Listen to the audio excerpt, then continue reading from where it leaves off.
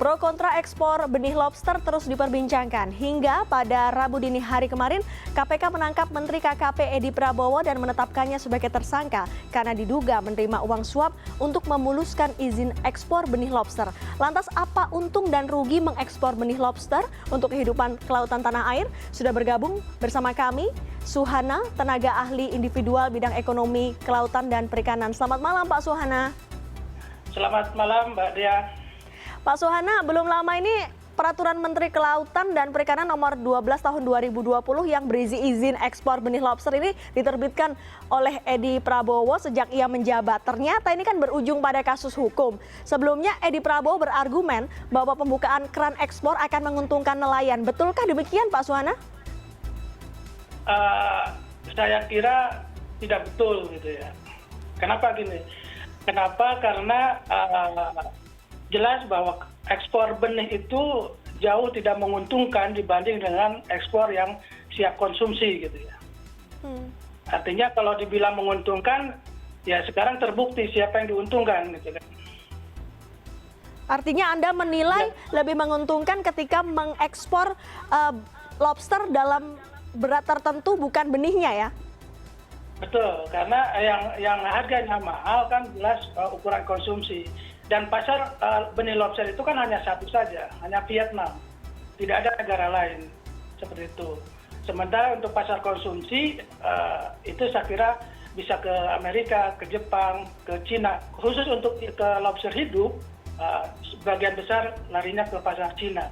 Dan sekarang akibat dari ekspor benih lobster kita ke Vietnam, Vietnam sekarang menguasai pasarnya di Cina untuk lobster hidup untuk ukuran konsumsi. Artinya ini suatu kebijakan yang sangat keliru dari awal karena jelas-jelas ini menguntungkan para pelaku usaha di Vietnam dan jelas merugikan apa yang terjadi di para pelaku usaha lobster di Indonesia.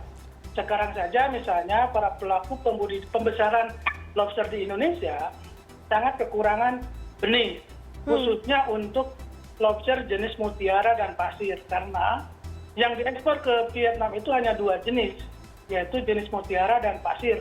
Inilah dua jenis inilah yang nilainya sangat besar seperti itu. Sementara yang dibesarkan di Indonesia itu kebanyakan lobster-lobster yang relatif harganya lebih murah. Nah, sehingga jelas tidak menguntungkan gitu.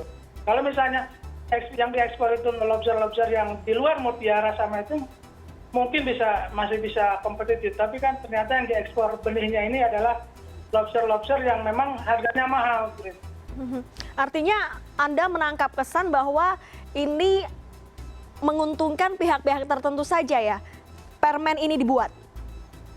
Ya betul, sangat menguntungkan para eksportir saja dan juga ternyata kan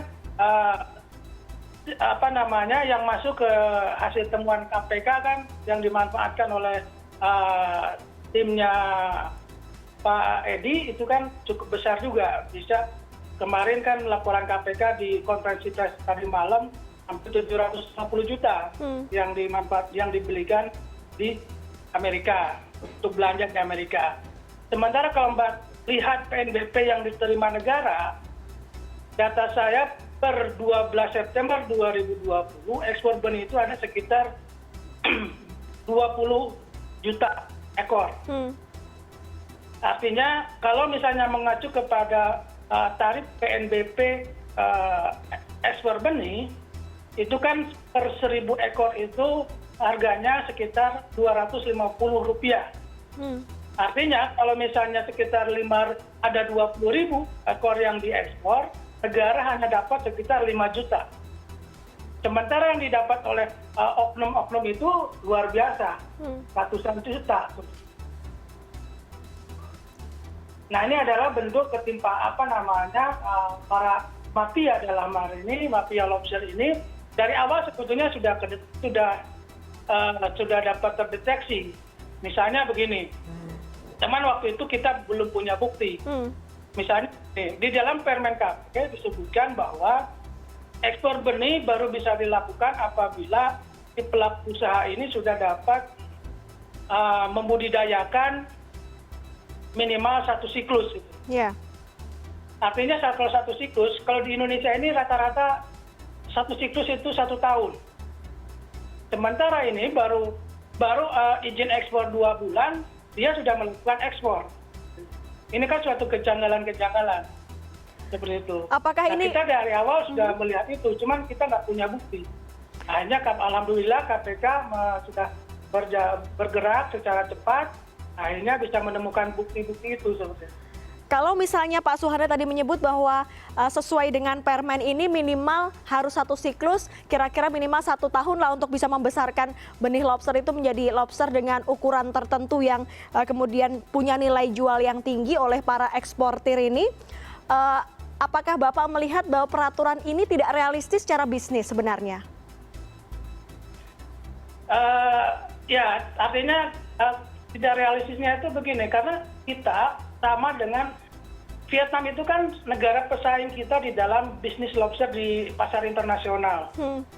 Nah, kita memberikan amunisi kepada Vietnam dengan benihnya kita ekspor ke sana. Di satu sisi kita berupaya untuk membasarkan di luar lobster yang nilainya sangat kecil, artinya sangat murah harganya. Artinya kalau misalnya kita membesarkan pun di Indonesia, tapi dibarengi dengan ekspor benih lobster, saya kira itu bukan kebijakan yang benar, kan? Karena produk Indonesia akan kalah bersaing dengan produknya Vietnam. Apalagi pasar utama dari lobster hidup ini adalah Cina.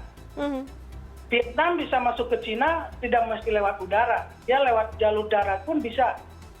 Sehingga ongkos kirimnya jauh lebih murah dibanding dengan ongkos kirim dari Indonesia ke Cina. Nah, sehingga tidak kompetitif jadinya produk-produk Indonesia seperti itu. Nah, kalau peraturan menteri yang dibuat oleh Edi Prabowo ini membuat keuntungan ekonominya tidak signifikan, menteri sebelumnya malah tidak memperbolehkan ini dengan alasan bisa merusak habitat daripada lobster akan berkurang jauh. Anda melihat opini atau argumentasi dari Ibu Susi Pujiastuti bagaimana, Pak Suhana? Ya, saya kira kan di dalam bisnis perikanan itu hal utama yang harus kita lihat adalah ikannya ataupun lobsternya ada apa enggak di lapangan seperti itu. Ya kan? Kalau misalnya ikan atau lobsternya masih ada di perairan, artinya kita masih safety kita. Nah, kalau misalnya dari benihnya saja sudah dieksploitasi, ditambah lagi yang konsumsi dieksploitasi, saya kira semua ahli keberlanjutan sumber daya ikan itu akan tahu bagaimana keberlanjutan sumber daya lobster itu akan terancam. Jadi kita berbicara keberlanjutan bisnis gitu kan, tapi di satu sisi kita mengeksploitasi sumber dayanya yang ada di alam. Langkah Ibu Susi untuk memperbolehkan menangkap lobster ukuran tertentu itu sangat efektif dan terbukti ketika kebijakan Ibu Susi nilai ekspor lobster itu naiknya sangat luar biasa. Dan Vietnam mengalami keterpurukan waktu di eranya Ibu Susi karena pasokan benihnya tidak ada kecuali yang ilegal. Memang beberapa yang ilegal saya kira masih terjadi di era Ibu Susi seperti itu.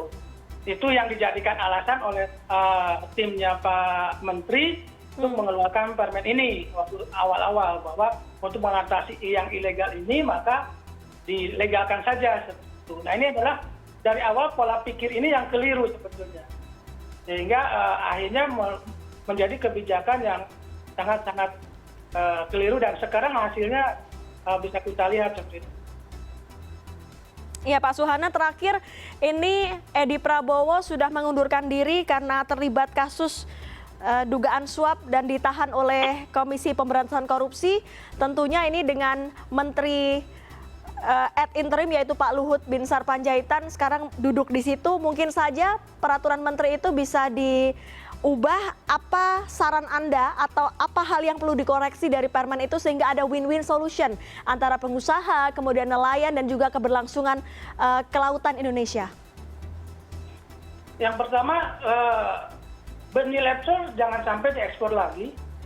Artinya kalau mau dibesarkan, ya dibesarkan di Indonesia. Tapi lebih bagus karena ingat bahwa dalam ikan itu atau lobster itu lobster hasil tangkapan itu harganya jauh lebih mahal dibanding dengan lobster hasil budidaya.